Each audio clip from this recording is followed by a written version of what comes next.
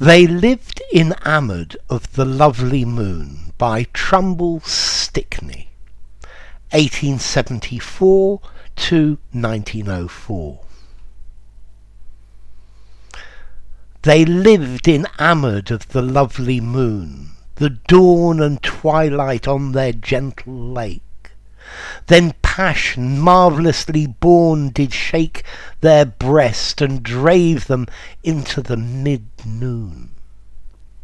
Their lives did shrink to one desire, and soon they rose, fire-eyed, to follow in the wake of one eternal thought.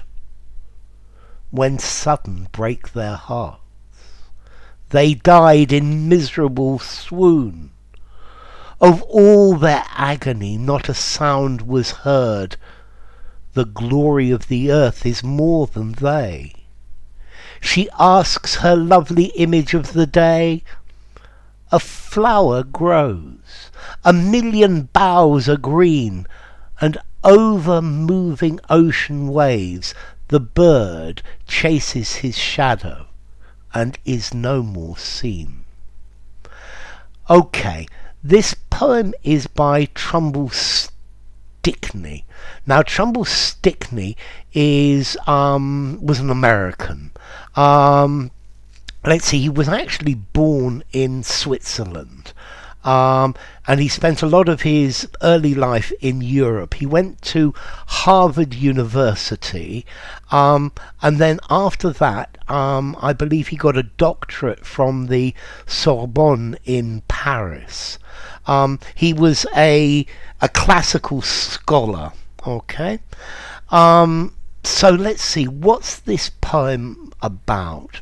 Okay, let's see, this poem, it describes a love affair, two people who fall in love, and then the relationship ends, and for them this is a terrible thing. But this is compared to the transience of the beauty of earth and the beauty of nature, this is nothing. And although for them this is a very traumatic experience, you can't put all of your life into the hands of one thing. You need to accept that things are transient, that nothing will stay the same forever, and you need to be able to appreciate things while they are there before they have gone. So, they lived enamoured of the lovely moon. So this is the title is talking about these two lovers. Yeah? And they lived enamoured of the lovely moon, the dawn and twilight on their gentle lake. So here we have a pair of lovers, and they are enamoured with each other. Yeah? In the beautiful moonlight. The dawn and twilight on their gentle lake. Maybe this is a real lake, or maybe this lake refers to their lives, their living together, their combined experience. Then passion, marvellously born, did shake their breast and drave them into mid-noon. Okay, so then there was this passion. So I think here they are falling in love with dawn and twilight. So the love is starting to appear with the moon, and then this comes into full-blown passion.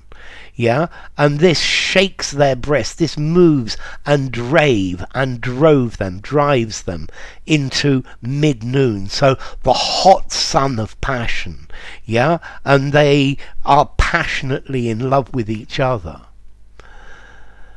Their lives did shrink to one desire, so they could only think about each other. Each was the centre of the life of the other, and this was everything for them. And soon they rose fire-eyed to follow in the wake of one eternal thought. Okay, so their lives were reduced to the one thing, to loving each other. And this, in a way, it's critical, because here he's saying that there is more to life. Even if you're in love, there's more to life than just being completely obsessed, obsessively in love with this person. Yeah, you can't hinge everything on it. Yeah, the health of one relationship is too small for the universe, for life. Yeah, and soon they rose fire-eyed to follow in the wake of one eternal thought. So yeah, they hear their passion. They only had one eternal thought: love for one another. When sudden break their hearts, where suddenly their hearts broke, the love affair ended. Yeah, something went wrong. They stopped loving each other. They died in miserable swoon. To swoon is to faint, to lose consciousness. So they died. Either they died physically, or they died emotionally inside, and they were totally miserable. All of their agony, not a sound was heard. Now I quite like this line, because I think this is now talking about the significance of the end of this relationship in the greater scheme of things. Yeah, that life is transient, that things change. In the scheme of all of the earth, in the scheme of the universe, this is just one tiny thing that is so insignificant that it cannot be heard. The glory of the earth is more than they. So the beauty of earth, the life is more than just that, and you can't hinge everything on the health of one relationship. She asks her lovely image of the day. So this is the earth, and she's asking the lovely thing that she's produced today, because the earth is always producing beautiful, wonderful things, but this beauty is transient and cannot last, and you need to appreciate each beauty and each wonderful thing while it exists, and you can't assume that it's going to last forever. You must appreciate each beautiful and lovely sight while it exists.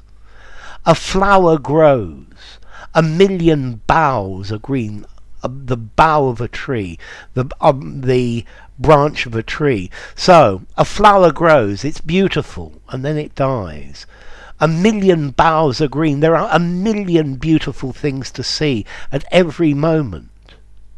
And over moving ocean waves, the bird chases his shadow and is no more seen. And here we have maybe the bird is the idea of man chasing his shadow, is looking for something that was beautiful in the past to try to make something eternal.